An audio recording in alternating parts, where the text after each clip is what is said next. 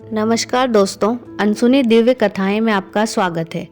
आज हम आपको भगवान कृष्ण से जुड़ी कुछ रहस्यमयी बातें बताने जा रहे हैं। जनश्रुति के अनुसार कुछ लोग भगवान कृष्ण की त्वचा का रंग काला और ज़्यादातर लोग श्याम रंग मानते थे।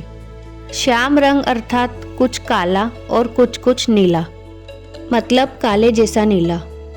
जैसा सूर्यास्त के बाद जब दिन अस्त होने वाला होता है तो आसमान का रंग काले जैसा नीला हो जाता है।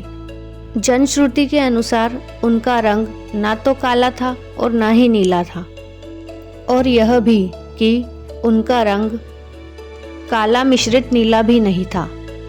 उनकी त्वचा का रंग श्याम रंग भी नहीं था।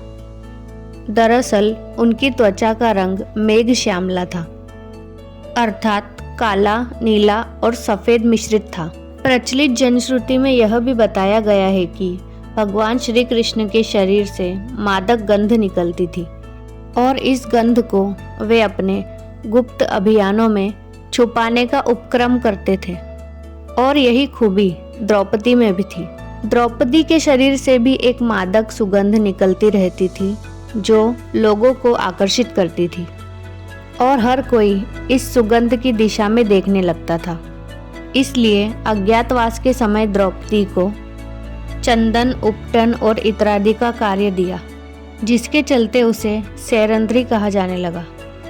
माना जाता है कि श्री कृष्ण के शरीर से निकलने वाली गंध गोपिका चंदन और कुछ रात रानी की सुगंध से मिलती जुलती थी।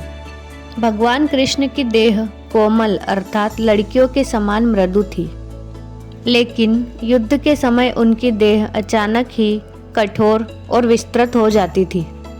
जनश्रुति के अनुसार ऐसा इसलिए होता था क्योंकि वे कलारी पट्टू और योग विद्या में पारंगत थे। इसका मतलब यह है कि श्री कृष्ण अपनी देह को किसी भी प्रकार का बनाना जानते थे। इसलिए स्त्रियों के समान दिखने वाला उनका कोमल शरीर युद्ध के समय अत्यंत कठोर दिखाई देने लगता था, और यही गुण कर्ण और द्रौपदी में भी थे। तो दोस्तों, इसी प्रकार की भगवान कृष्ण से जुड़ी और रहस्यमयी बातें जानने के लिए हमारे चैनल को सब्सक्राइब करें और इस वीडियो को लाइक और शेयर करना ना भूलें।